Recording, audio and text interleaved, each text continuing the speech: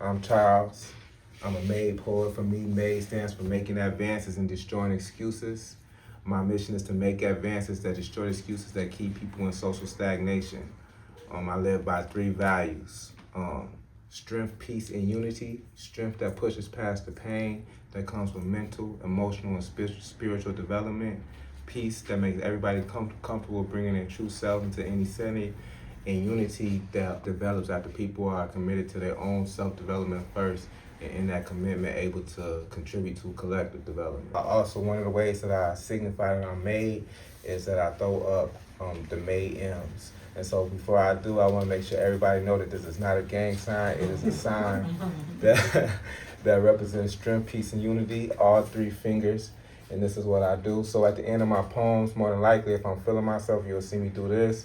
This is me trying to create unity with people, nothing more or nothing less. This poem is called Putting Labels on Humans is Like Putting Limits on God.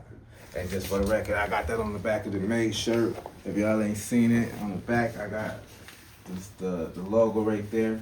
Coming soon to a website near you. Alright, this one is, like I said, putting labels on humans is like putting limits on God. I say, some people say I shouldn't throw up the made M's. They say even after I explain that it isn't a gang sign and that it's a sign that represents peace, strength, and unity, people will still limit me to an identity that doesn't align with my destiny. Like MADE doesn't derive from an eternity of me playing my role in a portion on heaven on earth that God has designated for me to live in. Like the movement then developed during eons of self-reflection that empowered me to die and rise again as my true self, as my purpose self, as whispers, a nickname given to me by God through a gaming, because when God speaks, he whispers. And sometimes he speaks through me. Putting labels on humans is like putting limits on God. Like our legacies can't have the lifespan of the stars. When I say I'm MADE, I'm invoking us to live as who we truly are. Not as the shells of ourselves that we have created to protect us from opening the scars of our worldly scars that had the potential to bleed, until we cannot breathe. When I say I'm MADE, I'm proclaiming that your voice means everything. And that if you connect with me or any other human being, we will bloom from the womb of a Mother Earth that has never lost her virginity. When I throw up these made M's, it's God loving me and me loving him. It's us loving you. It doesn't matter if the label of your skin is black, brown, red, white, or blue, or the color of the moon. All that matters is the heavenly experience that is happening beneath our skins, that is creating shooting stars over and over again, that reveal themselves through our voices during the miraculous moments of life that we are living in. Putting labels on humans is like putting limits on God. So when I went and finally got the parole, it was a vote of 6-5. 6-5. So if one person would have voted another way, I would still be in prison right now. They would not have been able to see, you know what I'm saying? They if one person wouldn't have saw me for who I truly am, I would still be serving another 20 years in prison right now in this moment. Instead, I'm here talking to you guys about how poetry took me through a path of what I call remorse without works is dead, and the process is called eternal evolution, and it's maturation, rehabilitation, and transformation.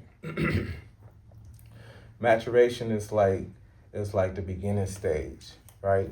So if you think about everything that God created on earth, that's like that God created, not that man created, not that, nothing that's manufactured by our hands, but like plants, animals, anything that God created, the sky, the moon, all these things that they keep going through this like evolutionary process that never stops, right?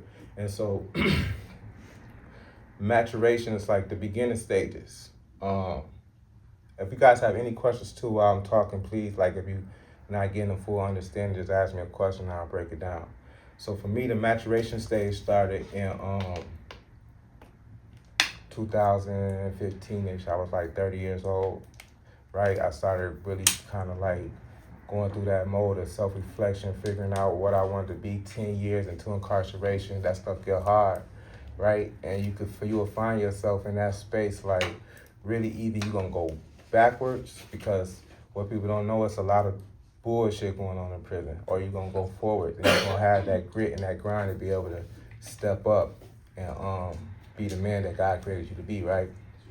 So in this moment, I didn't know that I was going through this like process of growth. I was just really just being me, and I started writing poetry because I needed an outlet for my mom. I forgot about that part. I needed an outlet for my mom. Like, I had given her everything that I could give her while I was in prison, right? As far as like gifts from catalogs and all those type of things, all of those like tangible things. And I wanted to do something special for her on Mother's Day, so I wrote her a poem called Every Day Should Be Mother's Day, right? But while that poem did play its purpose, right, it was bigger than that in that moment. God was transitioning to me to King Charles, a poet. This poem is called King Charles. I say I call myself a king. Some may say that's an audacious statement, but as a strong black man, I am. To people from other ethnic backgrounds, please don't take that as racist. I could go into the history about how they kidnapped us from our tribes and turned black people from royalty into slaves overnight, or how they locked us up in shackles and stored us underneath a ship, but that's a story you heard before, if you haven't referred to the root script. Or I can even tell you how I'm conceived from a queen, so royalty's in my blood like dope shots to a fiend, and even though that's a true statement, I won't go into that, but for the record, to call my mother a queen is the definition of a fact. What I will tell you is how I come from the King of all kings, and since God is in me, I have dominion of all things, so when I speak, heaven listens. How you think his will is done is because he's working through me. One of his many sons, heaven on earth, is mine to have, so I shine like God's light, and when I walk down my path, I strive for God heights. No weapon formed against me ever had the chance to win until I meet my Omega. I'm an alpha amongst men. But with this crown comes many obligations, commander-in-chief of my people like the president of the nation. Only difference is for mine, I'm frontline, like a leader should be. And that's why I'm your highness. But y'all can call me King Charles. I wrote another poem called I'll Never Change, and it's kind of like confirmation that I was in this process of growth, even though I didn't really like know at that moment, like I said, what was going on, right? So when I wrote I'll Never Change, just for context, from the lifestyle that I come from, you know what I'm saying, to change, it's like to be fake, right? Once you jump off the porch and you go into a certain like way of living, like this is supposed to be like forever, right? So I'm like, it's kind of like me juggling with that kind of like thing in my head. So this poem it starts off as a poem, and then it goes into a chorus, and then I do one verse. Check it out. This poem is called I'll Never Change. I say I'll never change. That saying is complex because change is evolution, the gateway to what's next, and to evolve is to live. So I'm always changing, but sometimes change is not real, so I live by this saying, I'll never change.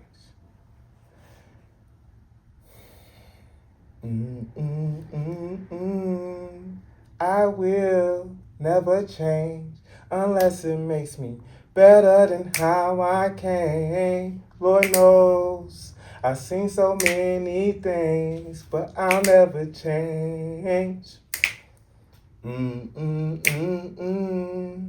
I've seen a lot and I've been through some things. Had a few nightmares while I chased my dreams. Came through some that could have ended me. I praise to my Lord, cause that's who defended me. People change a lot, like seasons do. Swear that they be with you, end up leaving you. Ooh, be gone like your breath if life is leaving you. Swear that they be real, but they deceiving you. Hold on. I say, my niggas changed, some family too. Or maybe they just showed a side that I never knew. If that's the case, then change is something I gotta do. Cause sometimes to grow in life, you gotta change the people surrounding you. And I know that some will get left behind. That's probably cause they're not searching for what I am trying to find. I will never change unless it makes me better than how I came. Lord knows I've seen so many things, but I never change. I will never change. Some of the poems were written in what I call the rehabilitation stage. And so that's the next stage we're going to talk about, the rehabilitation stage. The rehabilitation stage is when you begin to tear down parts of yourself that do not represent the person that God created you to be. And you begin to rebuild yourself into your purpose self. For me, education and my life experience played a huge role in that. When I talk about the rehabilitation stage, just to give people more like a relatable context, I guess you could call it, is like, say if you move into a house, right? And the house is beautiful, but it's just like there's one part of the house that you want to fix up, right? And so it's like it's kind of taken away from what the house is really meant. It's not really making it your home, so you begin to pull up boards. Maybe it's the living room, you're pulling up boards, you're tearing down walls, right? And you once you go through that process, now you hammering them back up, putting it back how you want it to be, you know what I'm saying? And now it's becoming your home, it's becoming what, you purpose for it to be when you moved your family or whoever you moved into that residence. So that's kind of what the rehabilitation is for people, right? We all go through these moments where we're broken. And this is not something that's exclusive to like people that's in rehab centers or people that's in prison. Like this is something that every human being goes through, right? Where you gotta build yourself back up after you go through those moments in life. So for me, I had to go through that moment in prison, and it really helped me. It really started for me around like 2018, 2019 when I was transferred to the Stateville Correctional Center. Before I was transferred there, I really wasn't able to take I was in Menard. So in Menard, when you get sentenced to like a boatload of time, 50, 40 years, you go down there and there's really like no educational programs for you, nothing to be able to really build on the person that you're trying to be, to get the education you need to be able to go into different spaces as your true self, which is what this whole process is taking me through. But in that moment, I was able to go to take a class with PNAP and DePaul. They had classes in Stateville, and my first class was a poetry class. And in that class, I learned about like the historical and educational aspects of poetry, where it tell you how Black people, especially, I mean, this is not exclusive to Black people. Poetry is definitely not exclusive to Black people, but the education that I was getting was talking about that type of, like, dating all the way back to slavery days and how Black folks use poetry as a liberating tool to be able to communicate, to be able to express themselves, to be able to grow through whatever moments they was going through because they weren't able to express themselves openly in many other spaces that they were in. So in them poems, you see anger, you see frustration, you see doubt, you see wisdom, you see love for themselves, for God, and their communities. And they just wanted to build. One of the poems that I wrote derived from a class I took by a man named Jahari Jabir, where he was really just teaching us about like all of the Black movements of America dating all the way back to 1619. And so this poem was run during the time when like Stateville was like going through I don't know if y'all know anything about Stateville, but like the water was always contaminated, right? It was infested with roaches. The heat didn't work most times, and during this time they were shipping us out to fix the water because there was no water. It was freezing in the cell house, and they shut down the whole maximum security like part of Stateville, and they shipped us all throughout. It was like 400 of us at the time. They shipped us all throughout the state of Illinois. And so this poem I wrote, in NRC, which is the Northern Receiving Center, like it's another portion of Stateville.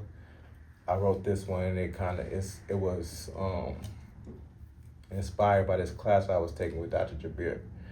This poem is called "I Can't Think Abe Lincoln," and it starts off with an excerpt from a book called "Black Movements of America" by Cedric Robinson.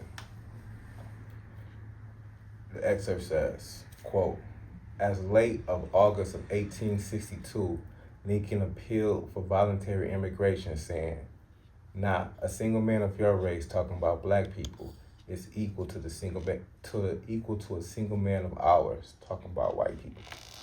End quote. I say, I can't think in this place. The soil that fell off somebody else's skin is caked up on every inch of this cell.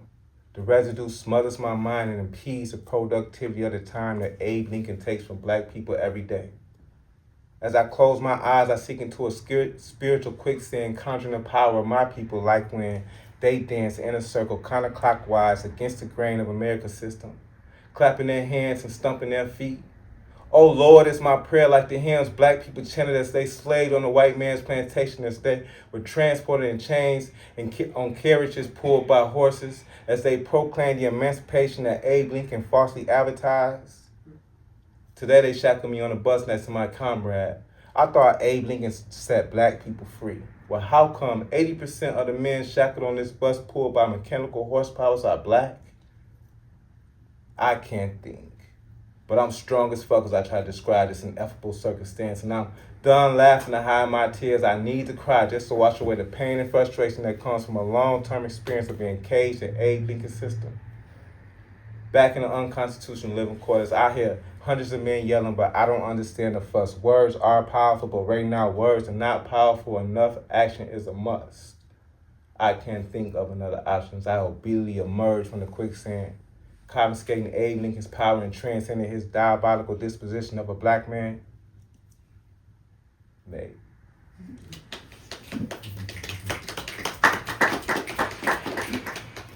Thank y'all.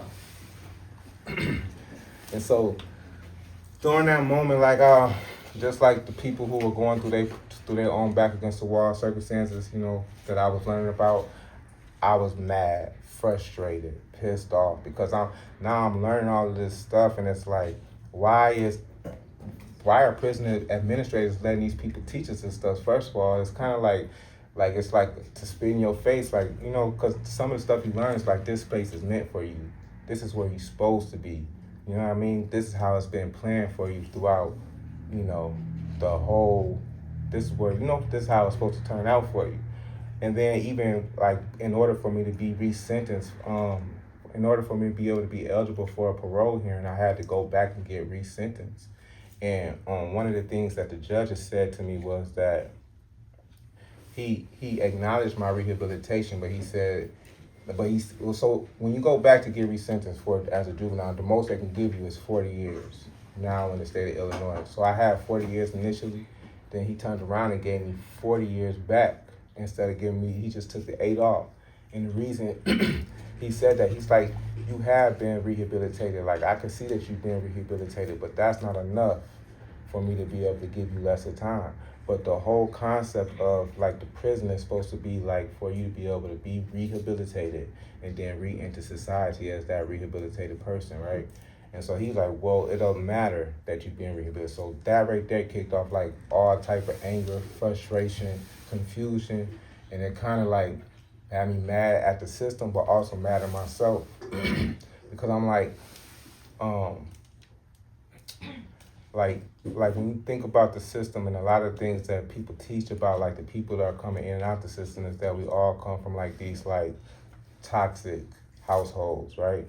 And that mass incarceration is the new slavery. And so now it's this identity that doesn't match with who I am. You feel me? That I'm being held confined to, right? Because like every family, there was some toxic moments in my life, but it wasn't no stuff where I was really poor or living in a back against the wall circumstance. it was some issues within my household, but it wasn't nothing that I could say actually caused me to go out and senselessly take another man's life, right? And so when I wrote this poem, I was kind of in my feelings. I ain't gonna lie, this one. And the crazy part is I was able to recite this poem because of the college programs that I was in. I was able to recite this poem at a national conference. A professor by the name of Dr. Javier Perez from DePaul was doing like a criminology class, and he allowed me to create a panel or a topic for a panel of men, incarcerated men, to be able to speak in front of people in a national conference about just all of the social justice issues that we talk about when you talk about mass incarceration. And this panel was called Poetic Justice, Liberating the Black Identity in Politics. This poem is called Rehabilitation Blues. Mama, they say I killed the man. I'm not proud to say that, but it's true. Maybe that's the reason this justice-seeking system is trying to kill me too. I discovered a problem within the poetry of politics, and poetry is how I'm playing my role in solving that I live in a cage, which means I live in the issue. The problem is I'm surrounded by black people. The plumbing system is contaminated with some cancerous bacteria, and roaches are relentless pests. And wild birds have turned the prison ventilation system into a motherfucking nest. A good brother just died from a drug overdose, and don't ask him what type of drug it was, because I don't motherfucking know. It doesn't matter, but I'm black, so my life does not bet my bottom dollar that if a politician or a white judge was living like this, he'd be chasing the same buzz. And the rehabilitation that he need, he would not attain. I've been ranked high for rehabilitation, and they want to keep me in chains. I've educated myself to a high degree and miraculously conjured up the strength to grow. Plus, my mom raised me on strong morals. I just made an immoral choice, and that choice does not define me, and I will not unmute my black voice. Mama! They say I killed the man. I'm not proud to say that, but it's true. Maybe that's the reason these people are pressing their knees into my neck like my ranking for rehabilitation is a fluke. Maybe.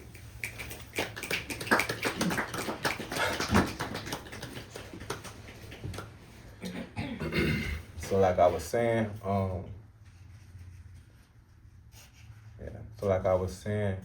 during that moment in my life, like I zoomed in on all the oppressive components of my circumstance, right?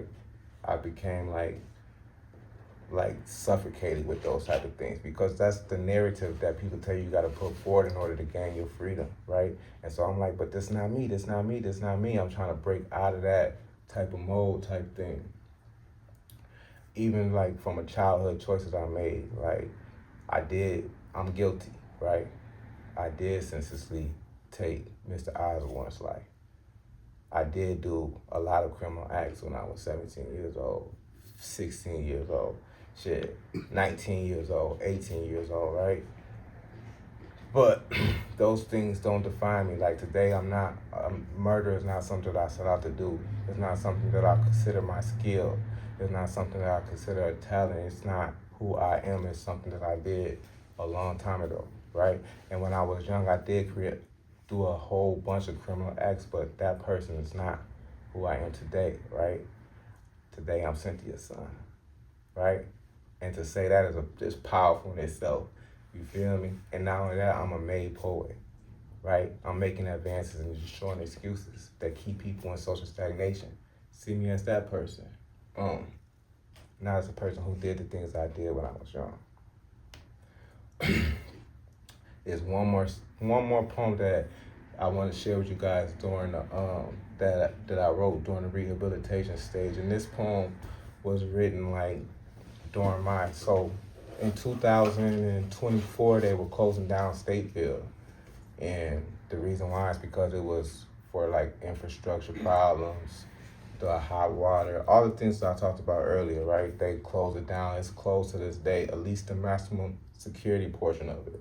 But before I left, I was able to take one more poetry class by a lady named Miss Chastity Gunn.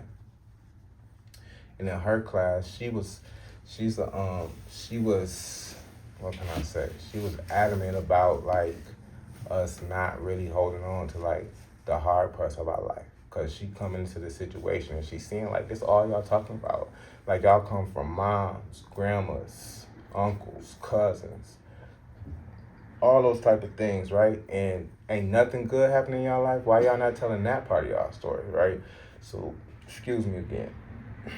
She challenged us to go back and really think about like moments in our life where it was good and how those moments kind of define or make you who you are today.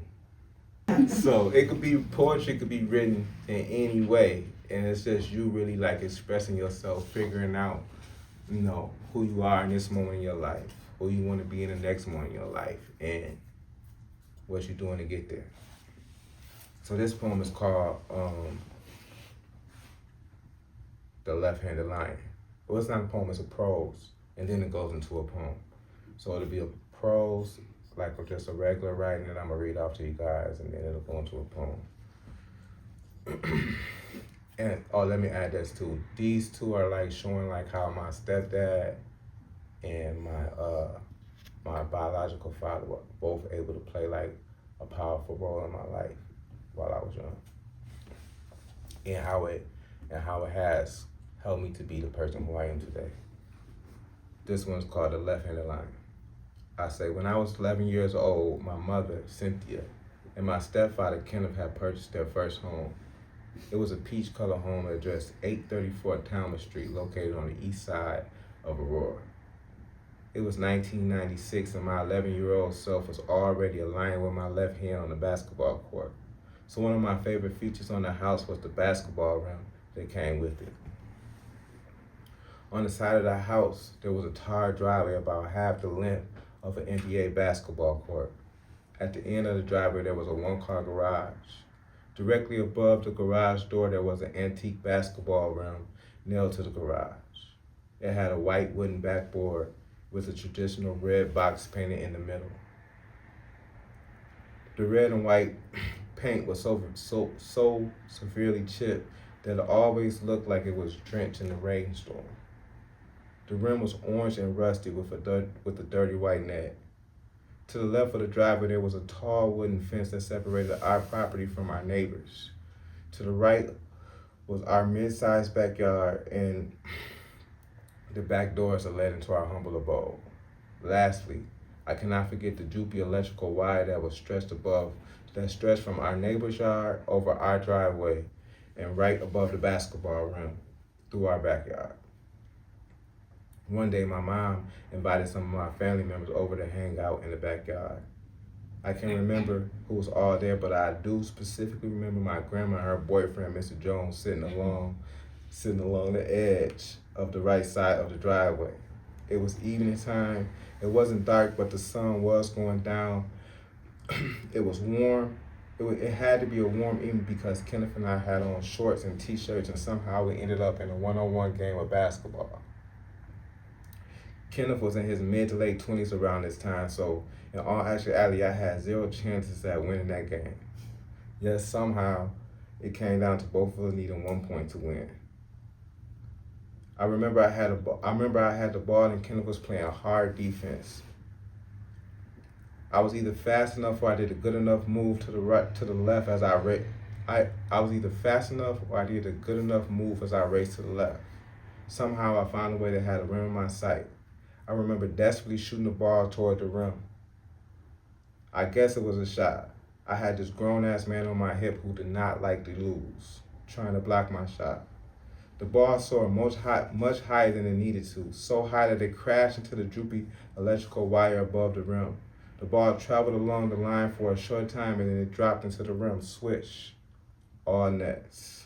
I couldn't believe it. My face lit up. I had a big old smile on my face. I remember running along the edge of the driveway like NBA players run along the sidelines after a game-winning shot. My grandma and Mr. Jones were laughing and cheering me on, and surprisingly, Kenneth had a smile on his face too, as he went into the back door of our humble abode.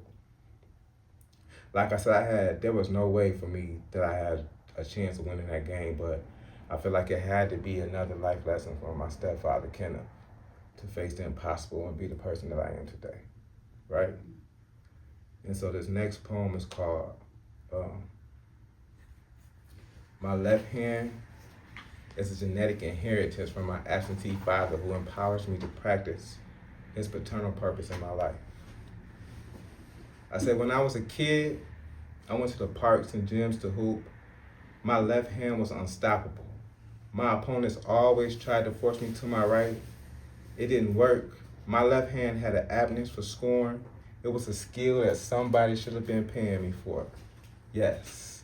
Even when I was a kid, some of the moves that I did were like NBA highlight reels. I'm for real. My form when I shot the three was impeccable. It didn't matter if a defender was in my face or 3 steps away, swish. All nets, 90-something% of the time. My left hand was as exceptional at dropping dimes. If I would have kept stats, mine would have been off the charts. When my left hand went to work, it was like I was creating art. Today, I'm a grown-ass man. Dribbling my pen across the page. Today, I'm a grown-ass man.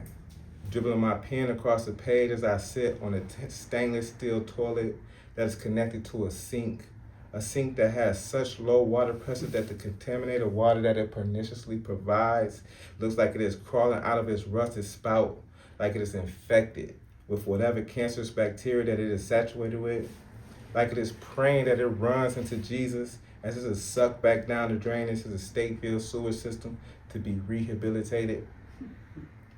As I sit here, I say to myself, damn, I'm writing this with my left hand. I can't say much about my pops. I don't really know that man. But I heard that on the basketball court, he was a lion with his left hand. Miss Gunn, she was such a blessing in my life. Like, she wrote a character witness letter for me that I submitted to the parole board. And I just feel like it's a portion of it that I need to share with people. Because I feel like when I was taking her class, she kind of helped me kind of step into my purpose self, right? And when she wrote it, it also confirmed, like, for me that, like, this is what I'm supposed to be doing. In her letter, she said this. She said, he arrived to my class prepared and eager to learn. She said, over time, he transitioned from a learner to a peer educator. She said, I often asked Mr. Hill to sit alongside his peers who were having trouble understanding the content. She said, patiently and kindly, he worked with them. He also explained class content to them in a way that they could understand. Lastly, she said, I admired his ability. I feel like this is the most important part, right?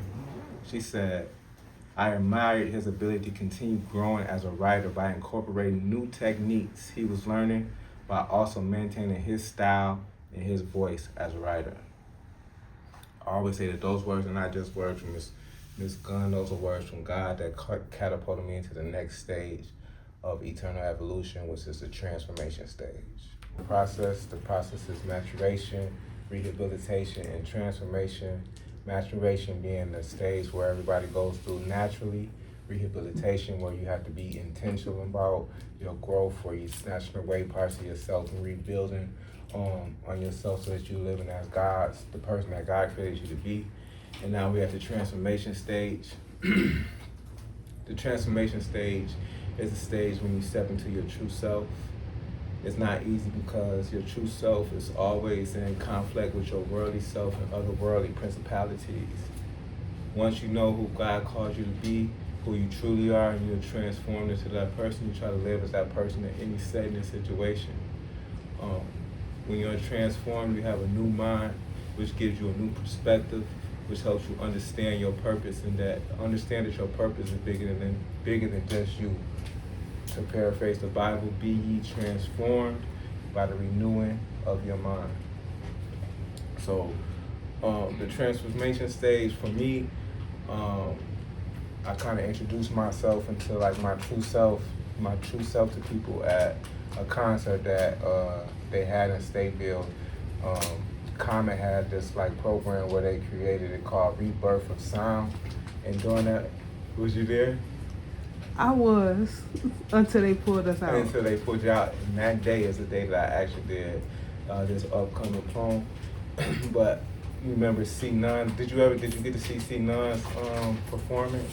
I saw like the first half of everything. So C9 or Christian Dior No, he wrote a song called It's Only Up From Here. And that joint goes so hard. I ain't gonna lie, like that had the whole theater building like really turned up. It was like we was in that joint like in a music video almost, but we was in that joint lit. But at the end of the show or whatever, the people who created the program allowed people from Stateville like me to be able to come in and do like a open mic. And so an opportunity came for me to go up there and kind of reveal people who I am today. And so I wrote this poem called Resurrection, Resistance / Moment of Clarity. And so just to give people a little context for the people who just came in, right? I kind of went through a process of like being fed up with like the identity that being a part of the carceral system gives you, right? And them giving you, saying that for me, for instance, they say how everybody comes from this toxic situation, or that mass incarceration is the modern day slavery, and like those type of things I just don't agree with, at least not for myself, because I come from where some spaces of my family where it was some toxicity, but it wasn't like overwhelming, right? I just made some poor choices when I was young, and they don't define me. This poem is called Resurrection, Resistance, Moment of Clarity. I say, somebody said mass incarceration is modern day slavery. At first I agreed, but then I came to my senses, because the only way you're a slave today is if you're incarcerated to a slave mentality. I ain't a slave to shit. I got a runaway brain. I got systemic lashes on my mind like the back of the black body that drips slave-resistant blood. They got whipped over and over because the power of his spirit kept compelling him to run. I ain't a slave to shit, especially not a voice vault in this bureaucratic bank that my true value is finally starting to flood from, washing away the false identity that follows me from choices that I made when I was young, choices that slaves did not have. I know that if a slave of America's past heard me calling myself a slave, he would be over mad. It's possible he wouldn't even have the words to articulate how mad he would be, so he would resurrect from his grave and tie me up to a tree and put whips across my back until I acknowledge that unlike him, I was not born in captivity. I ain't a slave to shit. I recognize that now. So now I stay on my MADE, not no slave shit. I make choices that would lead to me being free. I had a family reunion with Jesus during my journey to this. I had a family reunion with Jesus during my journey down. Excuse me, y'all.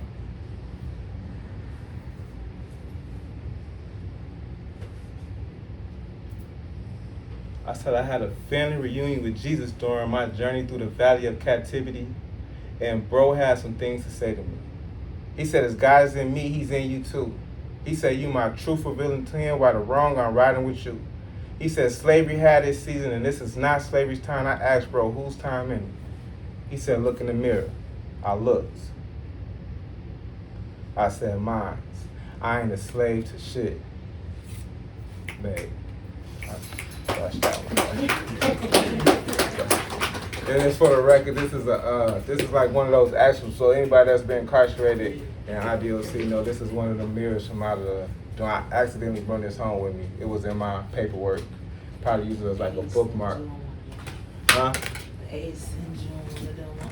Oh, with pictures and stuff on it, people used to draw on it.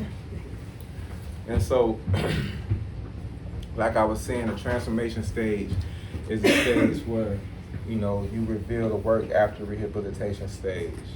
You begin to go into different spaces and kind of live as your true self. And so for me, when I got on the bus to go to Shawnee, I went on the bus as, now my true self, you know what I'm saying? And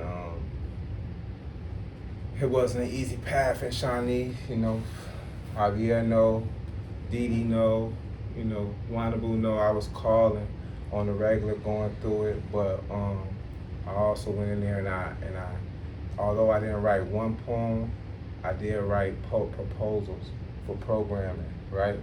For the Challenge to Change organization that was operating under the Challenge to Change organization, made the MADE program, M-A-D-E, as I explained to y'all earlier, making advances and destroying excuses.